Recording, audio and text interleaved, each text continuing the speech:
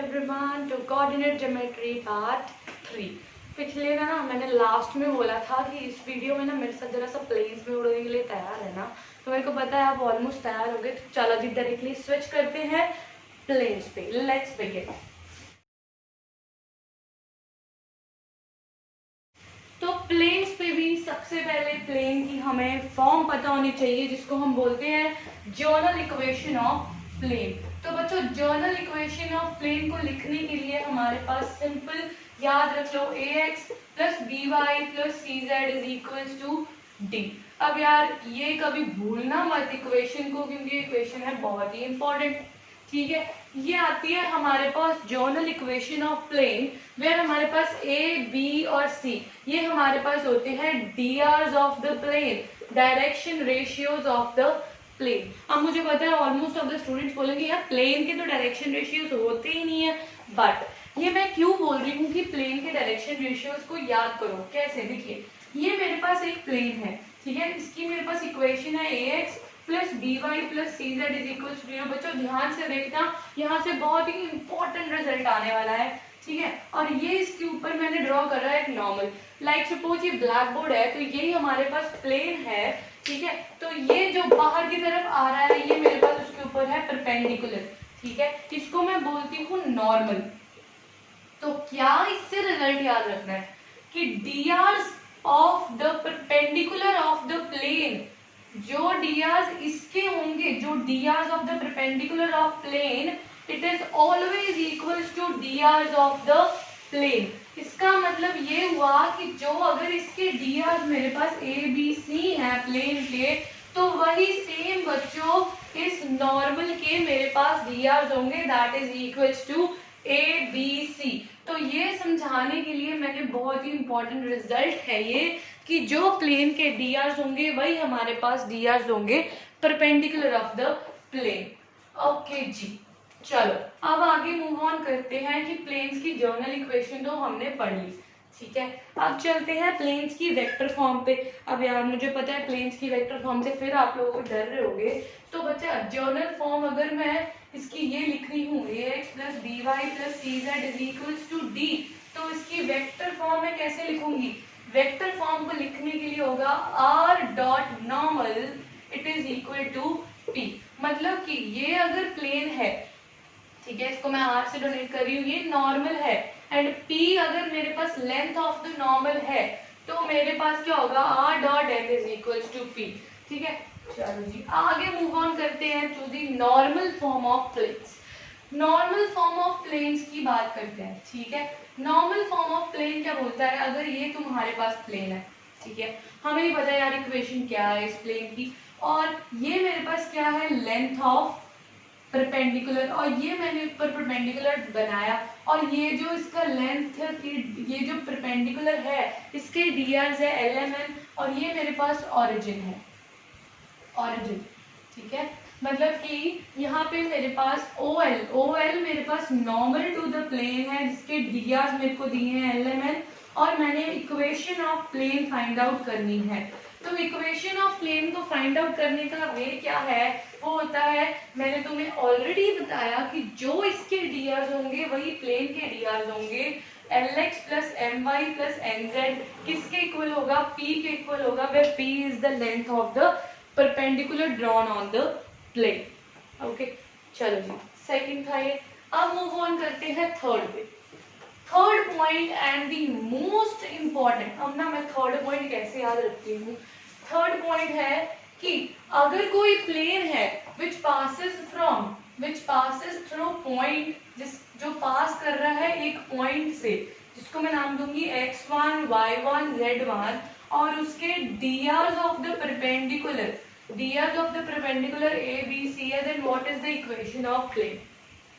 देखो बच्चों, इसको मूव ऑन करने से पहले ना एक क्वेश्चन है आपके लिए।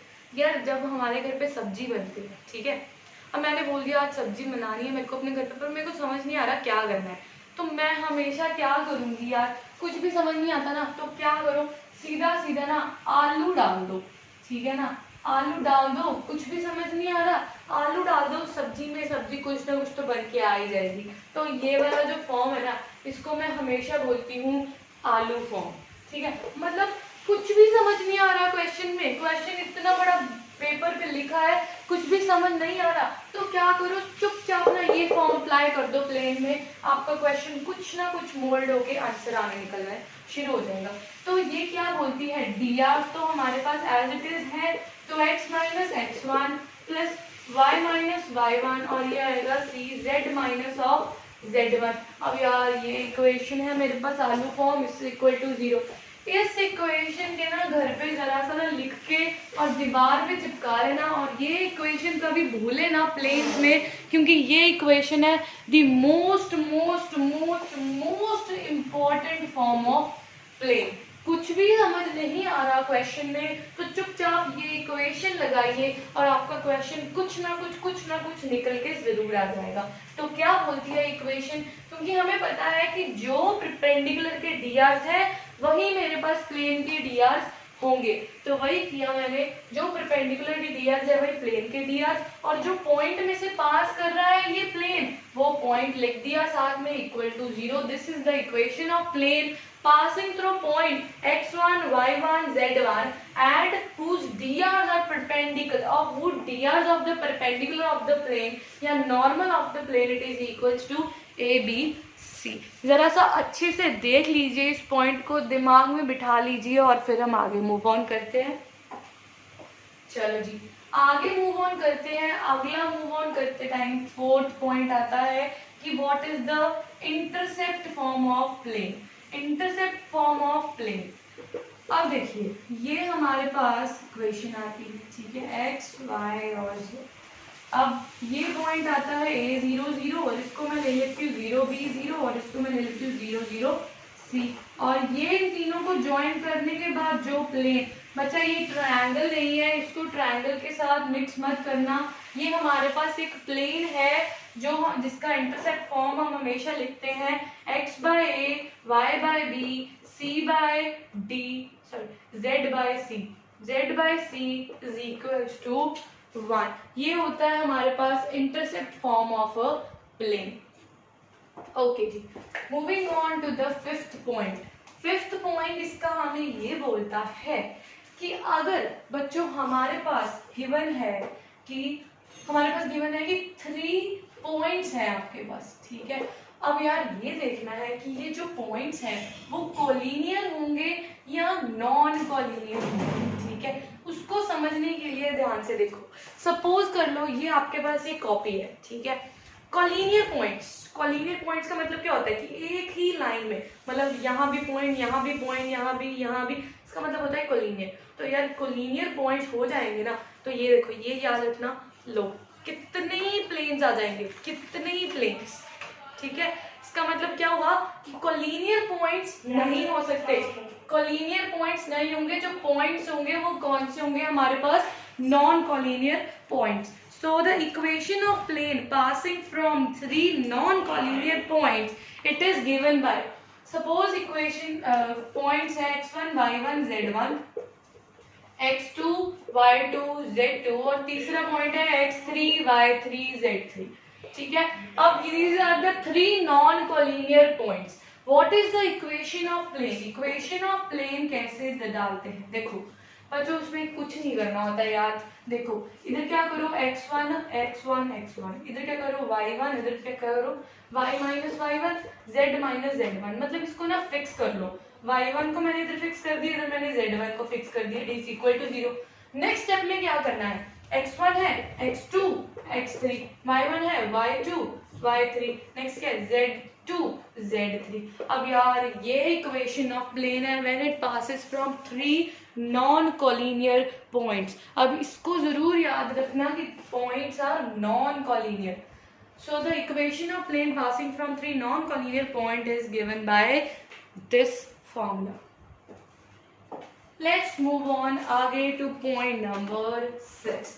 Point number 6 is the point कि what is the equation of plane when it passes from the intersection of two planes। जब मेरे पास intersection of two planes के साथ intersection of two planes, ठीक है।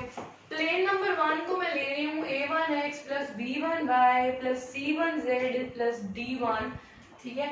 और P2 प्लेन को, इसको माइनस D2 होगा। अब P2 प्लेन को मैं ले रही हूँ A2x plus B2y plus C2z minus D2, ठीक है। These are the two planes, alright बच्चों, these are the two planes.